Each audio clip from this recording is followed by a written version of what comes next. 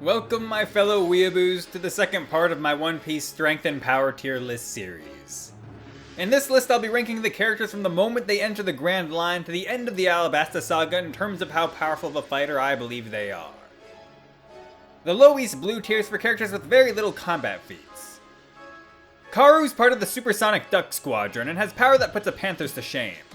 He can run away even faster than Usopp, dodge Mr. Five's Breeze Breath bombs, and can scale a steep cliff. This is one tough duck, and continued to press on after being trampled and shot. Come on. You gotta get up. Dr. Hirlook is an ex-robber turned eccentric quack of a doctor that has a knockout pistol and bombs he can use to defend himself. The doctor had an even scuffle with Chopper while he was in his small form, but said Chopper turning into his giant form is no fair. King Cobra was able to beat up and stomp on some kidnappers. Koza as a child beat up Vivi and was top dog of his group. He later grew up to become the leader of the Alabasta Rebellion. Like Cobra, he also beat up one of the kidnappers, but Koza did it while he was still a child, using a stick to overcome the villain wielding a sword. The characters of the mid-blue tier have strength or abilities that can make them a formidable foe. Mr. 13 and Miss Friday are special members of Baroque Works that execute any agents who fail. They attack from above with explosives, though they failed to kill Vivi and Mr. 9, and seemed afraid of Mr. 5 and Miss Valentine. They also tried to take out Sanji, but were quickly dealt with. Miss Golden Week isn't much of a fighter, but her paint traps have the ability to influence her target's minds, which makes her extremely dangerous. Toshigi was able to take down multiple Baroque Works members. A single Kung Fu Dugong could beat up Usopp in hand-to-hand combat, but was no match for Luffy. In a large group, they could take down a Sandora catfish. Lapins are the fiercest beasts of Drum Island. They have the power to smash through trees, and their speed surprised even Luffy and Sanji. With the disadvantage of being in the snow and having to carry a sick Nami, the Straw Hat Duo were actually having trouble with these fluffy creatures. As a group, the Lapins caused an avalanche that led to Sanji breaking his spine. Wapol was forced to use his special powers against them as well. Even as babies, they can bite through trees. Look!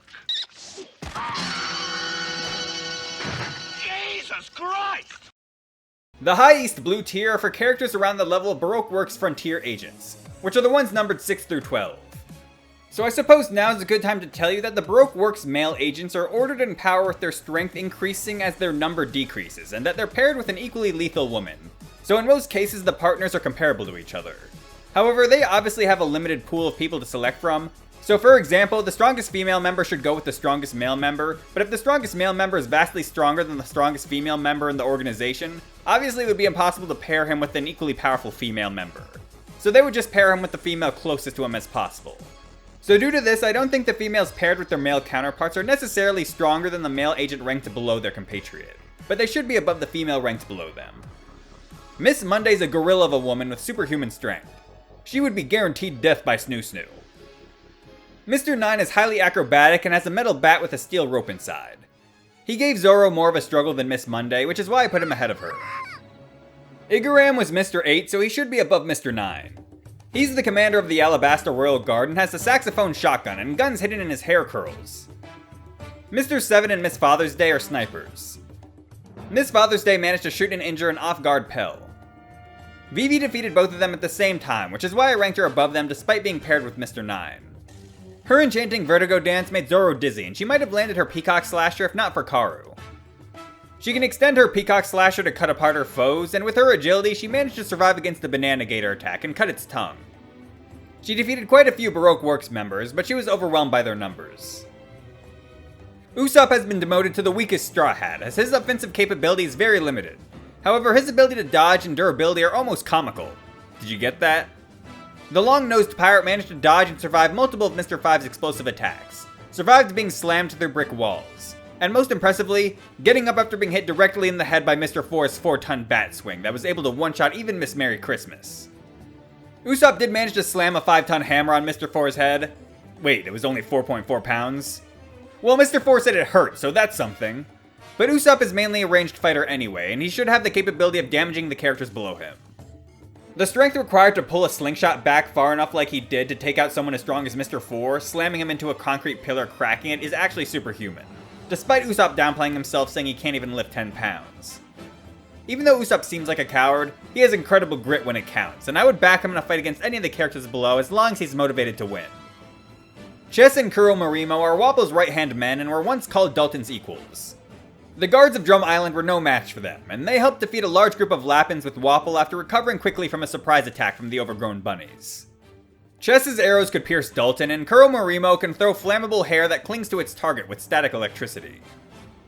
Dr. Kureha is in incredibly good shape for a 139-year-old, but her true strength is hard to gauge due to her lack of feats. She easily beat up Dr. Hirolook and has the power to kick through thick stone walls. Kureha implied she could take on Chess and Kuro Marimo if Sanji couldn't handle them, so I put her above them.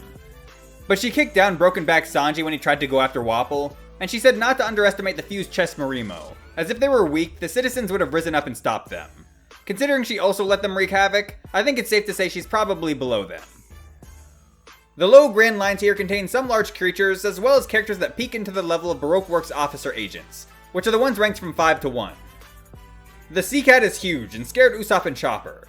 Luffy, Zoro, and Sanji thought they could kill and eat it. Banana Gators can shatter stone with their bite and prey on sea monsters. They were out of Vivi's league, but no match for Luffy, Zoro, or Sanji. A Sandora lizard made Luffy run in fear, but was taken out by Luffy, Zoro, and Sanji attacking it at once. This is why I put them above Banana Gators, as they were easily taken out by those same Straw Hats individually. Also, honorable mention to that giant frog that made all of the Straw Hats run in fear. I'll name it the Ultimate Toad. Miss Valentine ate the Kilo fruit, which allows her to change her weight from 1 to 10,000 kilograms. With her 10,000 kilogram press, she could take out a dinosaur, which are creatures Usopp admitted he couldn't do anything against. But Usopp was able to survive the move himself, showing off that incredible durability of his again. Though when she topped him, he was helpless to her fat ass. She was about to finish Usopp off with a wonderful climax before Nami and Vivi stepped in to take her out in a surprise combo attack. Mr. 5 is her partner and has eaten the Bomb fruit, making every part of his body explosive. His fruit also makes him impervious to explosive attacks. Igaram, Mr. 9, Karu, and Usopp were all helpless against his explosive power.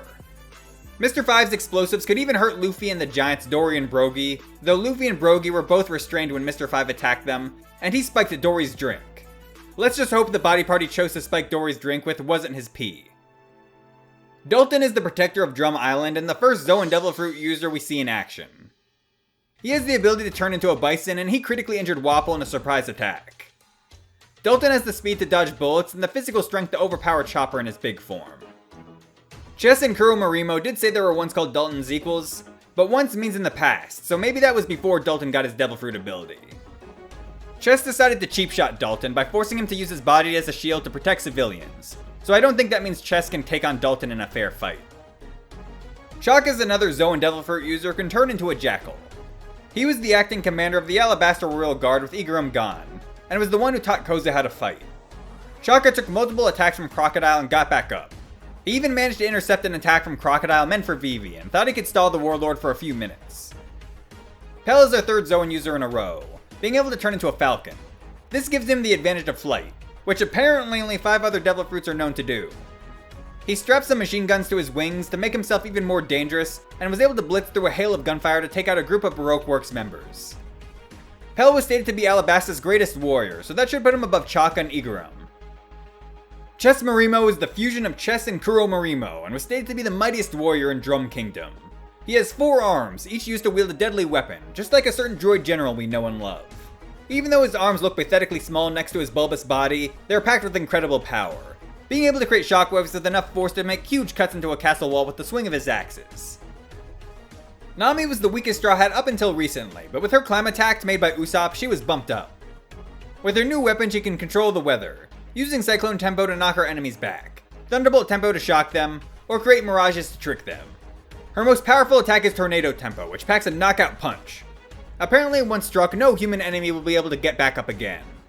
But it's a weapon of last resort, and there's only one shot, so if Nami misses it, it's game over. Fortunately, she did manage to land it on Miss Doublefingers, taking her out. It's clear Nami didn't stack up to Miss Doublefingers in physical power, but Doublefingers admitted Nami isn't a total novice when it comes to fighting, and that her dodging ability is truly exceptional. Like Usopp, Nami has a lot of grit, managing to land her Tornado Tempo after having her foot stabbed through. Due to Nami's dodging ability, toughness, and one-shot move, I think she has the ability to take out characters who would normally be out of her weight class in a 1v1. But when it comes to overall consistent power, I don't think she's at the level of the characters in the tier above, which is why I left her down here. Honestly, she would be lucky to take out a Banana Gator, and she definitely isn't taking out two. And Pell being able to fly around in the air shooting machine guns at her, and Dalton with his faster than bullet speed, would be very tough opponents for her to beat. Chopper's the latest addition to the Straw Hats, and is another Zoan, but he's an animal that ate the human fruit, rather than a human who ate an animal fruit. Chess and Kuromarimo seemed afraid of him, and Wapol had to protect Chess from Chopper, so that would indicate Chopper's above them. It also further substantiates Dalton being above them since he overpowered Chopper right in front of them in the past. The reason Chopper's above Dalton is due to defeating Chess Marimo, who should likely go above Dalton due to being hyped up as the strongest warrior in Drum Kingdom. Also, Chopper wasn't in good condition when he fought Dalton and could have grown since then. At the very least, I think he could beat Dalton if he eats a Rumble Ball. Chopper ate a Rumble Ball to defeat Chess Marimo, which gives him 4 extra transformations for a total of 7. Jumping Point increases his agility, Guard Point gives him extra protection, Horn Point increases his antler size, and Arm Point increases his striking strength, being able to smash through boulders. In Arm Point, he was only mildly cut by that same slashing attack that destroyed the castle walls. Chopper can find his enemy's weakness with Brain Point, and this is how he defeated Chess Marimo. He was also instrumental in beating Mr. 4 and Miss Merry Christmas with Usopp.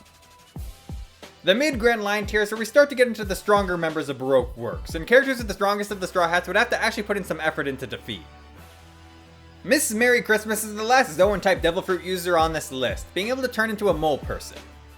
Her digging ability is sublime, and her strength is no joke, devastating a large structure when she dug right into it. Mr. 4 is her partner, and he's strong enough to swing a 4-ton bat like nothing. When he accidentally hit Miss Merry Christmas with it, he one-shot her, so that's why I put him above. Also, I lied about Miss Merry Christmas being the last Zoan type. Mr. 4 has a gun that somehow ate the Dog fruit and became a living weapon. His name is Lasso, and he can spit out baseballs that explode after a certain amount of time. The baseballs are as heavy as cannonballs, and Mr. 4 easily hits home runs to destroy his opponents. Usopp would have been toast if it had not been for Chopper. Miss Doublefingers might be a fraud since she lost to Nami, but logically she should rank above Miss Merry Christmas due to being paired with Mr. 1. She ate the spike fruit and can erect spikes from any part of her body. These spikes can pierce stone walls if they were cardboard. She leaves scorch marks behind due to her frightening speed. She can even make her arms almost as swole as mine, and punch through stone pillars. Doublefingers is one tough bitch, and can continue to try and turn Nami into a pincushion even after being hit by a bolt of lightning. Wapol is the captain of the Tin Tyrant Pirates, ex-king of the Drum Kingdom, and eater of the Munch fruit. Now he eats much more than fruit. He can eat knives, guns, and even entire houses. They say you are what you eat, and this can't be more true for Wapol, as his power allows him to literally become what he eats. So his strength level can vary depending on what he's eaten beforehand. He easily defeated Dalton in the past, defeated a bunch of Lapin, shot Luffy with his tongue cannon, shot Chopper off of him when he tried to reason with him, and later almost ate him. The most impressive thing about Wapol is probably his durability. He kept taking hits from Luffy and getting back up. Luffy admitted he wasn't holding back anymore, and even Sanji giving him a boost from one of his attacks wasn't enough to put the Mad King down. Luffy had to essentially stretch his arms out of the country to hit Wapol with enough force to get rid of him, and Wapol still ended up surviving that. Mr. 3 may not be physically very strong, but his Wax fruit is unexpectedly one of the most deadly and versatile in the series. He can create all different kinds of objects with his wax, for example dolls that look like real people, which he used to capture Nami and Zoro. Wax is a surprisingly effective weapon, as Mr. 3 can spawn swords that can pierce through tough giants like Brogy. Probably the most dangerous thing about his wax is how durable it is. It's stronger than steel, being able to withstand Luffy's Gum Gum Bazooka and hold the giants Dory and Brogy in place. Zoro was also helpless once trapped in the wax, and would have been turned into a wax figure along with Nami and Vivi by Mr. 3's extra special candelabra. Luffy was honestly lucky his body was stretchy, as if it wasn't, even with his immense strength, he probably would have been helpless like Zoro once his feet got stuck in Mr. 3's candle lock. But due to his stretchy condition, he was able to use the wax to his advantage and turn himself into a human hammer to break the candelabra and the lock in his feet simultaneously. Mr. 3's Candle Champion armor is Mr. 3's masterpiece that allowed him to take down a criminal worth 42 million berries. Its carapace is harder than steel and has no weak points. Luffy was having trouble putting him down, but luckily enough Usopp had oil on him to help Luffy light a fire using Mr. 3's hair to melt the armor and the candelabra that was still killing Zoro and the others. Mr. 3 called Mr. 5 and Miss Valentine weak and said he could kill them both, so he should be at least a level above them. Crocodile did say Mr. 3 wasn't strong like Mr. 4, but gave him the title Mr. 3 due to his ruthlessness. I don't think this means Mr. 3 would lose to Mr. 4, I think it just means he's physically weaker, which he obviously is. But Mr. 3's feats are vastly better than Mr. 4's, and I think Crocodile made the right call giving him that rank. The high Grand Line tier is for the strongest officers of Baroque works, and just in general some of the strongest pirates in the first half of the Grand Line. Nico Robin, aka Miss All Sunday, was the partner of Mr. Zero, the leader of Baroque works, so she should go above Miss Doublefingers. She ate the flower fruit, which allows her to grow new appendages out of her surroundings. This ability can be frighteningly deadly, and when I think about it, erotic, and she used it to give Pell an unwanted chiropractic adjustment. Groups of soldiers and marines were no match for her, even when backed by Tashigi. Disarming Zoro and Nami was like another casual Sunday to her, but her lack of raw strength, speed, and durability limits her from being any higher. Mr. 2 Bon Clay is ranked above Mr. 3, and Crocodile was confident they could dispatch their lower ranked compatriot. Mr. 2 also thought it would be a simple mission. Bon Clay's kicking ability was on par with Sanji's thanks to his Okama Kempo, and Mr. 2 even got the better of Mr. 1 in their scuffle, though Mr. 1 didn't use his Devil Fruit ability offensively. Mr. 2 also has a Devil Fruit ability, being able to change their appearance to anybody they've touched with their right hand. This normally wouldn't be that useful in direct combat, but it was against Sanji as they could turn themselves into a girl. Bon Clay furthers their deadliness with their mascara boomerangs that cut Sanji, and swan slippers with a steel beak that have piercing power comparable to a rifle when powered by their feminine yet manly legs. Sanji defeated Mr. 2 in an intense battle, so he goes right above Bon Clay. Sanji also easily beat up Mr. 3, though Mr. 3 may not have been back to full power yet since he was drained by Crocodile and had to use the last of his energy to keep himself from being digested in a Banana Gator's stomach. Other notable things from Sanji are that he beat up a saber-toothed cat, killed a dinosaur in a competition with Zoro, dodged bullets on multiple occasions, fought off Lapins while hindered by snow, one-shot Banana Gators, and fought Chess and Kuromarima with major injuries. Though it is kind of embarrassing, Sanji got 3 broken ribs and a cracked spine from being smashed into a tree stump during an avalanche. Zoro for most of the Alabasta saga should go right above Sanji. He's consistently seen weight training on his downtime while Sanji just spends time cooking or fawning over women. At Whisky Peak he took on the entire town including Vivi, Igaram, Mr. 9, and Miss Monday. He took a ground-cracking punch to the face with basically no damage, and overpowered the Muscle Mommy. Zoro even took on his captain who was out for blood, and held his own. Mr. 5 and Miss Valentine were blown away when they tried to get involved with this inter-crew dispute.